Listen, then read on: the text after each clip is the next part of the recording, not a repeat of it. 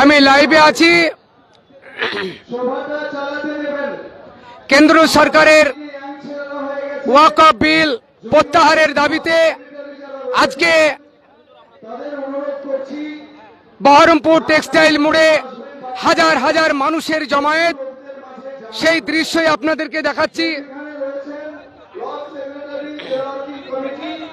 আপনারা একটু বসানোর ব্যবস্থা করুন। শিক্ষিত যুব সমাজ, আপনারা একটু কষ্ট করে বসে যান। আপনারা কোনো স্লোগান দেবেন না। আর লক্ষ্য রাখবেন, আমাদের মাঝে অন্য কেউ ঢুকে গিয়ে যেন কোনো অপ্রীতিকর কথা না বলে, ব্যবহার না দেখায়। সবাই আমরা বসার ব্যবস্থা করব। কারি হাবিবুর রহমান সাহেবকে তার বক্তব্য সমাপ্ত করার জন্য অনুরোধ করছি।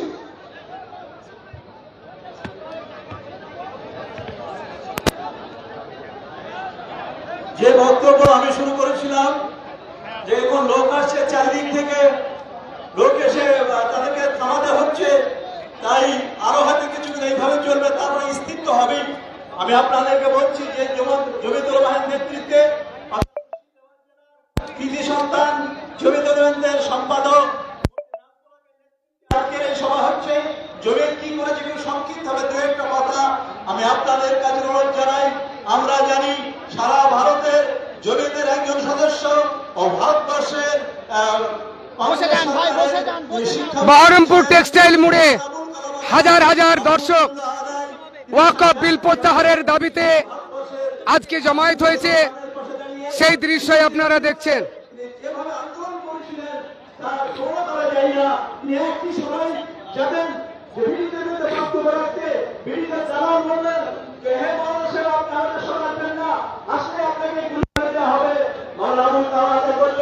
আমি ওই সবাই যাবো কি যাবো না, আমার মন ঠিক ছিল না। আজকে বলছেন ওই সবাই যাবোই, তিনি বললেন আমি একাই ওই সবাই যাবো। একা চলে গেলেন, তোষ নিলেন না, বডিগার্ড নিলেন না, পুরো সৈনিককে সঙ্গে নামিয়ে মিটিয়ে গিয়ে বক্তব্য রেখে আমার একাই চলে গেলেন। তিনি বললেন আমার মিত্র না, আমাকে পৃথিবীর কেউ ধ্বংস করতে পারবে না। আমরা দেখতে পাই ভারত যে স্বাধীন হলো 1947 আগুন, তিনি ওই ছুরিতে দাঁড়িয়ে বলেছিলেন 6 ঘরের মিছিল। আপনারা ওখানেই বসে যান, স্লোগান দিবেন না, বসে যান আর স্লোগান বন্ধ করুন। এবার বসে যান, আপনারা কেউ লাফানোর দরকার নাই, বসে যান।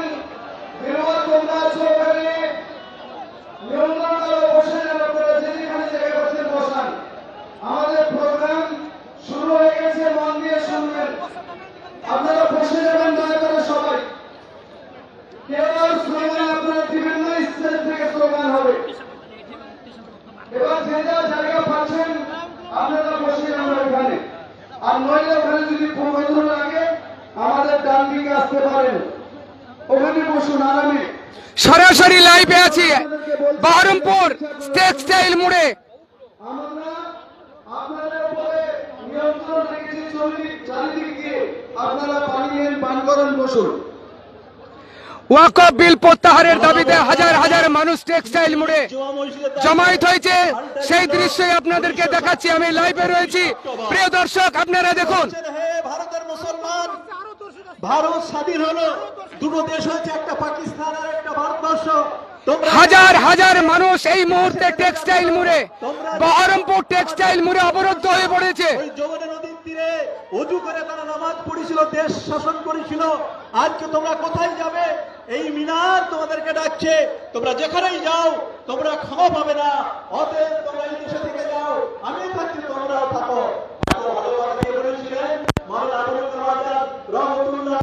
সারা ভারতের জমিতুল হিন্দের সভাপতি মাওলানা হুসাইন মাদানী রহমতুল্লাহ আলাই দারুল দেওবন্দের জামে মসজিদে দাঁড়িয়ে বলেছিলেন, হে মুসলমান, তোমরা এত কোনো ভীত সন্ত্রস্ত হচ্ছ, তোমরা রাস্তায় বেরোতেও ভয় পাচ্ছ, ঘরে থাকতেও ভয় পাচ্ছ, তোমরা এই দেশকে স্বাধীন করেছ, আর ভারত স্বাধীন করলো, তোমাদের কোথাও যেতে হবে না, এই দেশে তোমাদের থাকতে হবে, এই দেশে তোমাদের থাকতে হবে।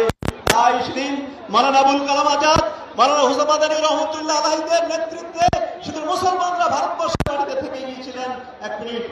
মুফতি কেফায়েতুল্লাহ তিনি 1931 খ্রিস্টাব্দে 32 খ্রিস্টাব্দে যখন আইন অমান্য আন্দোলন করছেন, ব্রিটিশরা বলেছিলেন এ মুফতি কেফায়েতুল্লাহ আপনার